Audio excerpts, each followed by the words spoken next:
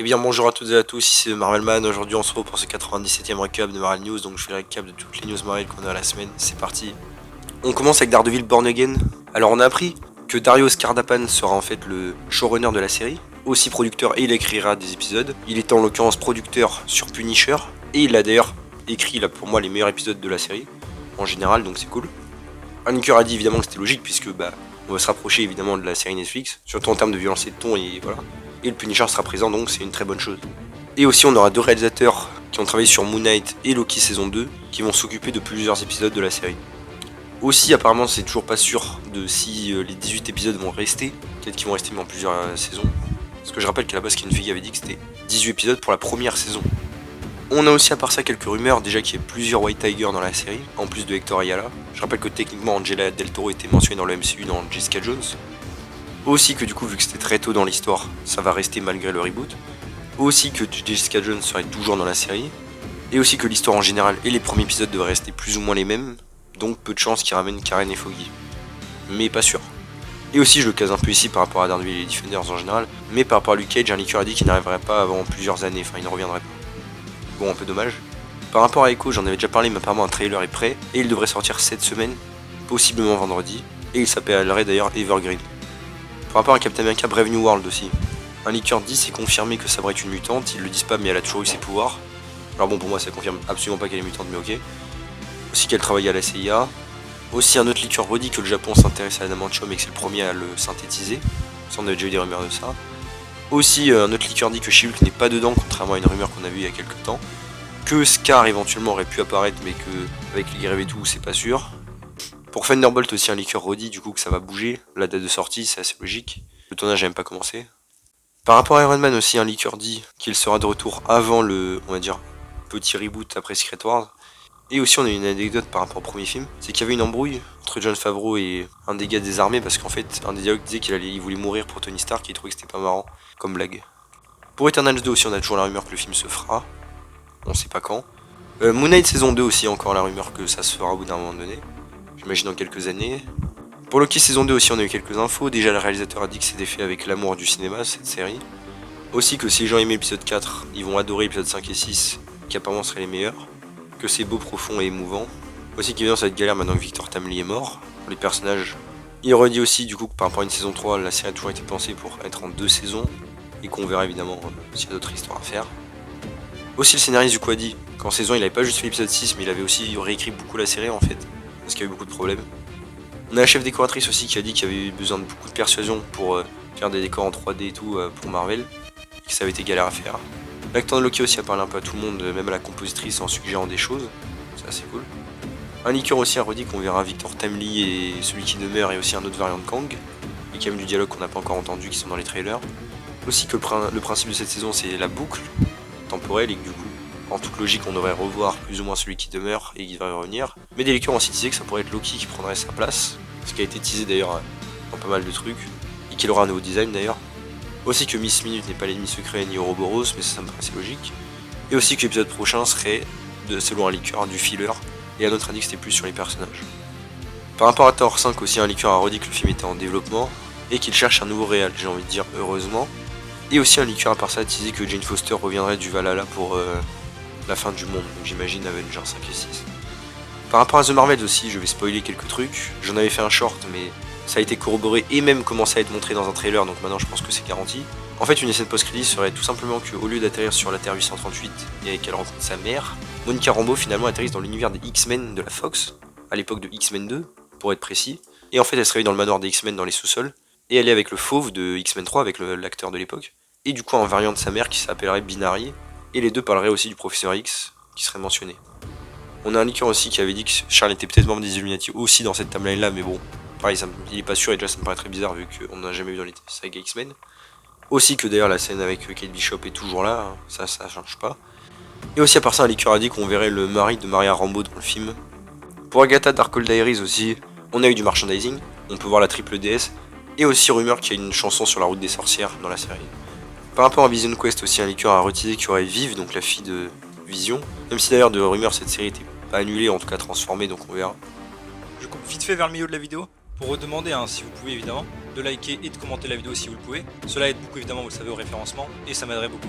Je vous laisse reprendre. Par rapport à Scarlet Witch aussi, on a encore une rumeur qu'elle est un projet solo mais c'est pas nouveau, et qu'il est en développement, et qu'elle ne reviendra pas avant au moins 2026. Aussi par rapport à What If saison 2, un leaker a dit que l'histoire avec Ella, c'est qu'elle est virée de Asgard comme dans Ragnarok, sauf que l'atterrir à elle atterrit dans le village de Talo, et elle est acceptée et elle apprend les arts martiaux, jusqu'à ce qu'Odin vienne pour conquérir, et là ça va être la guerre, et elle aura une tenue blanche. Alors je sais pas comment Ella pourrait être acceptée là-bas, mais ok. Aussi par rapport à Avengers The Kang Dynasty Secret Wars en vrac, quelques rumeurs en logique, déjà qui est le soldat de l'hiver et Moon Knight, mais rien c'est évident.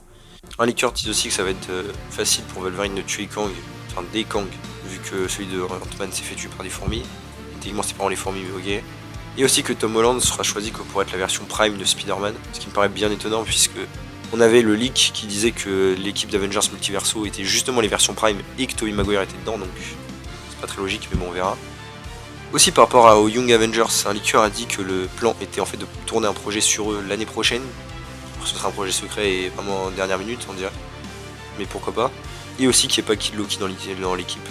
Ensuite par rapport à Spider-Man 4 du coup du MCU, on a eu des concept art déjà de No Way Home. On peut les voir s'affronter avec Strange dans les univers de Tobey et Andrew Garfield. Ça aurait été grave stylé, dommage de pas l'avoir fait. À part ça on a une rumeur de vraiment pour Spider-Man 4 du coup que la production commencerait fin 2024. On va espérer. Mais pas que John Watts revienne, parce que ça c'était de la désinformation. Et évidemment j'espère qu'il ne reviendra pas.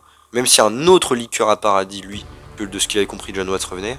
Aussi un leaker a redit que de ce qu'on sait, enfin de ce qu'il sait, Sony n'autorisera pas Marvel Studios à utiliser la Black Cat dans Spider-Man 4, ce que je trouverais complètement dommage d'ailleurs. Mais ça m'étonnerait pas vu Sony. Aussi un leaker dit en général, je pense pas que ce sera pour ce film. Mais qu'on verra Tom Holland contre le Venom là, de Sony plutôt qu'on ne croit. Bon franchement j'ai rien à faire mais ok. Et aussi, fun fact, c'est David Fincher qui a dit qu'à l'époque, pour faire Spider-Man, le premier film, il avait parlé un peu à Sony, mais il voulait pas faire d'origin story, du coup ça n'intéressait pas Sony. Aussi, je ici pour Amazing Spider-Man, donc Spider-Man d'Andrew Garfield, un leaker dit qu'il y aurait des plans pour lui après le reboot, et qu'il apparaîtrait du coup dans quelques projets. Pour Beyond the Spider-Verse aussi, rumeur encore que le projet n'arrête pas d'être écrit, du coup ça sortira pas avant des années. Par rapport à Miles Morales et Spider-Gwen aussi, je le case un peu là, un leaker dit qu'il y aura un projet soit sur l'un soit sur l'autre qui sera fait en live action. Et un autre leaker lui a dit que ce serait sur Miles. Et Sony d'ailleurs avait déjà dit qu'il serait chaud, pourquoi pas à l'avenir d'en faire un, mais rien de sûr. Aussi par rapport au Sonyverse en général avec les spin-offs de Spider-Man, un leaker dit qu'ils vont continuer d'en faire, des spin-offs comme ça sur des persos random.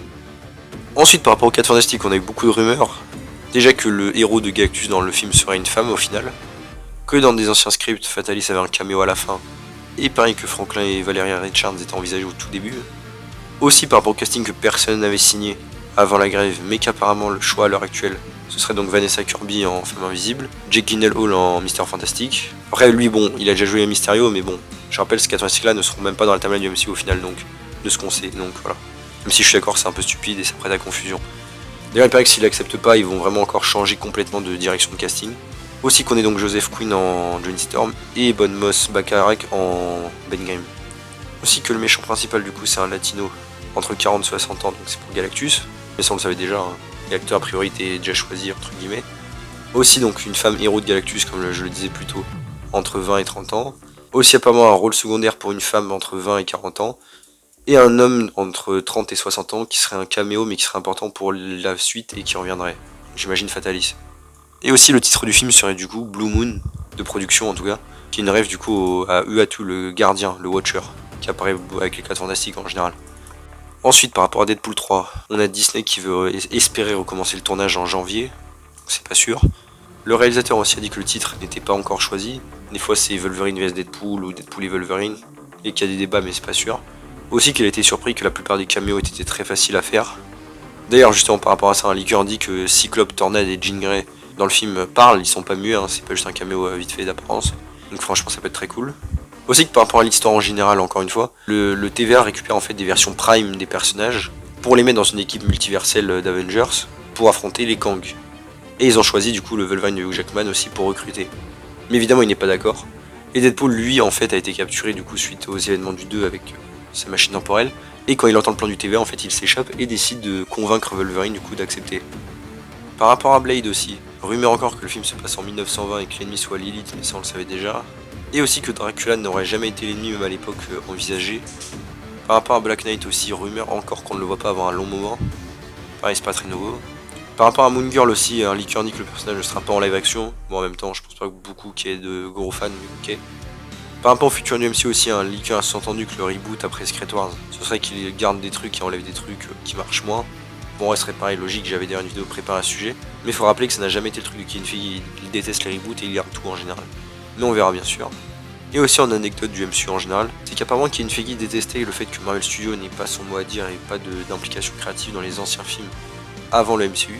J'ai envie de dire, bah oui, mais en même temps c'est logique, vous avez rien à faire là-dedans puisque c'était pas votre studio, mais ok. Et certains s'en sentaient quand même très bien. Et voilà, c'est déjà tout pour ce 97e recap de Marvel News, j'espère que ça vous a plu.